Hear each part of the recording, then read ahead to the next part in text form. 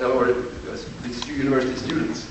And of course, all these other figures that we are trying to hammer out, how much water you need for 1 kilo of wheat, for instance, or 1 kilo of meat. Oh my God. What is that sort of water footprint behind that? It's still highly unknown. It is not common knowledge.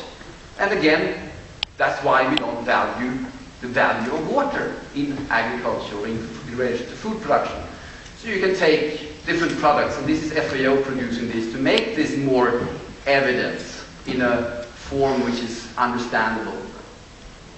Also bringing it down to products, of course, making a lot of the younger generation very impressed when they see this. And of course, coffee and so on. The only thing you can say, and I didn't bring that in, but one thing is small positive news that actually drinking beer is better than drinking milk from a water. Slightly positive. Trying to bring this down then, to a level where, how much water then do we have at the national level? Because we are, actually today again, we start to see pushes politically for national food security. And of course we are trying to argue that, well, you need about 1,500 cubic meters per person per year in the country to be food self-sufficient. And if you see some of these numbers in the world today, you see China being very, very close, etc. It's from a water perspective, it becomes very clear that, they go for land grabbing instead. They go for, because they are not only after land, they're also after water, but it's, investment. And as we heard our friend from Africa, that's where a lot of the natural resources still are, and unused. There are a lot of water, actually, even though it's a bit problematic because of the seasonality, and a lot of land. And if you have a situation here then, and you have a tripling of the economy in 40 years, and you have more people eating meat, you have to find the food somewhere. And then you have trade. And that's the virtual water trade of the world. You can see the large exporting areas, and actually Africa is still a net exporter, and the importers here of virtual water. And I've heard statistics saying that the US is exporting the equivalent of the Mississippi River every year in food export. So the challenge then, if we look ahead, looking at, as I said, the World Bank started there earlier, saying we have to increase food production by 70% or 100%. FAO is also generally saying that we must double water use by 2050. Is that a fact? Does it have to be like that? Or can we find other ways of producing more food than just saying that we need to double food production and then water production? That's a good thing. I'm going to leave these questions again to the next sessions. Which is great. And just to bring in another natural resource, because I said I selected water, but there are so many other aspects you can bring in. I just took this on phosphor. I just found it fascinating. This was the phosphor prize, together with, you see it's a direct correlation with the food price, of course, but behind this is energy and so on. But also a lot of speculation. So there are so many of these natural resources inputs which we need to understand if we are to deal with the global food security issues in the future. So the last thing to bring up before I have a couple of concluding remarks only, energy. And I will only have one slide again to sort of demonstrate the complexity here, and that's the increase. The energy, the lack of energy is very seldom talked about. It's one of the most critical development challenges of the world. About 2.7 billion people lack access to reliable energy resources. And you know that it also has consequences on the use of natural resources and bioenergy in many parts of the world. In many African countries, you have energy access which is 1% of what you have in many developed countries. So there is huge pressure for energy, and there is no one yet who has demonstrated a possibility to develop a society without access to abundant amounts of energy. And of course, you could spend a whole congress talking about the food, energy, linkages, and how they interlink not least to water also. And as we talked about earlier, the competition of land and water resources, but also the energy need for global agriculture, as was shown, for instance, in the phosphor peak, and also the production of nitrogen, for instance, and so on. So the only thing I would like to highlight here is, of course, that the linkage water, food, energy, that's going to be on the global agenda for the next decade, clearly. And these are projections from the International Energy Agency. And what is interesting here, of course, is that they predict up to 2030 that renewable energy will increase by 64% or 65%, which means that it will go from 3 to 4% of total energy. But they may be wrong. The future is not what it used to be. So, food for 9 billion, of course it's possible, as I said. I mean, you know, coming from a global policy organization, still also the Stockholm Environment Institute, we have to have that as the perspective. We cannot put a question mark here. It's not morally correct to do so. So I would argue that today's agricultural researchers, you are a modern day Atlas. You're carrying the weight of the planet on your shoulders. It's not bad, eh? It's a good argument for salary discussions next time. And say, hey, you know, that's the weight we're carrying here.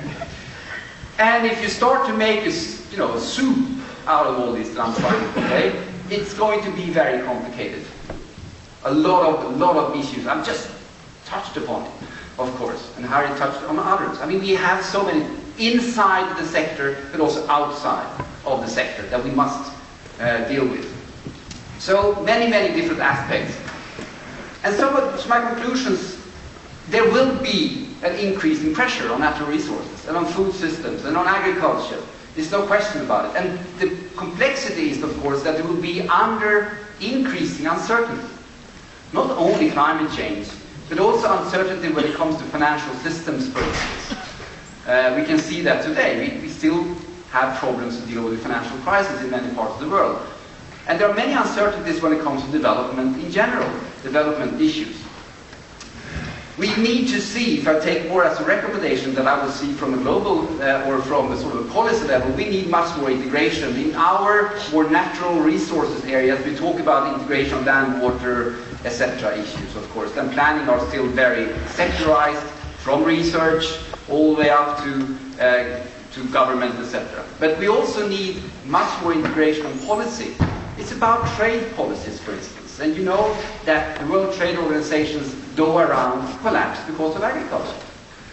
So we need much more policy coherence in the world when it comes to an integration of policies. They have to be much more coherent between different areas. This is not least valid from national, but all the way down to local level. We heard also at the municipal level that you have challenges of different policies. Development versus, for instance, agriculture. We need to do more with less, and that's, you know, the ever-ending questions to research, of course. We have peak whatever. Peak oil, peak phosphor, peak, everything is peaking. So we need to do more with less, and that is the challenge. Can we think that way all the time? We have to look at the role of countries and regions. I was fascinated when I heard you say, Harry, that only 1% of agricultural land of the world is actually in this region, because I mean, what will happen with solidarity in the world if we are saying that bringing food or making sure that all people on this planet have access to food, that is a global challenge, because actually food, the access to food is a global right from the World Food Summit in 1996. So there is a global responsibility here. What is the solidarity?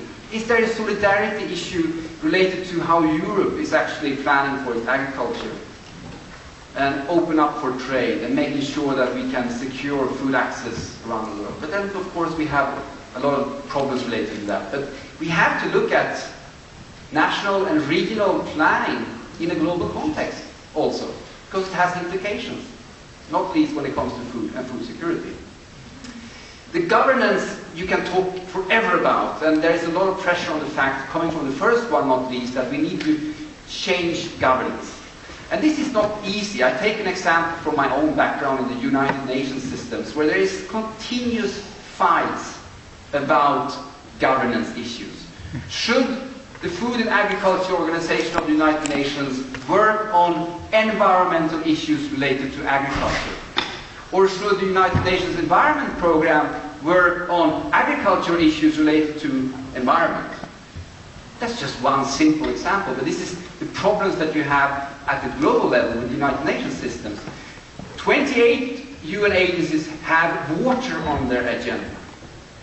So many of these are very interconnected. And then it goes down all the way to the local level. How do we plan for our resources at the national and local level? So governance issues will be key. And we probably need to see a lot of reform there. Efficiency. We see more and more studies showing that 40% of the food is thrown away or is lost in production. What can we do there? Is the focus, and I argue, at least from FAO's perspective, that the focus was only on production. We need to increase production. They almost never talked about efficiency. They almost never talked about actually the fact that then 40% of the food is lost. Or we are translating a lot of food to feed instead, for instance. So what can we do in these areas? And then investments in innovation and research and development. And I need to look a little bit of some numbers that I think UNESCO is producing a report, and I'm just focusing on the research part here. It's quite fascinating. In 1990, North America, Europe, and Japan together stood for 95% of the global research and development budget. Okay? Public in this case. In 2007, so 70 years later, this was 76%. So there is a complete shift also when it comes to research and development. And as I said, this is not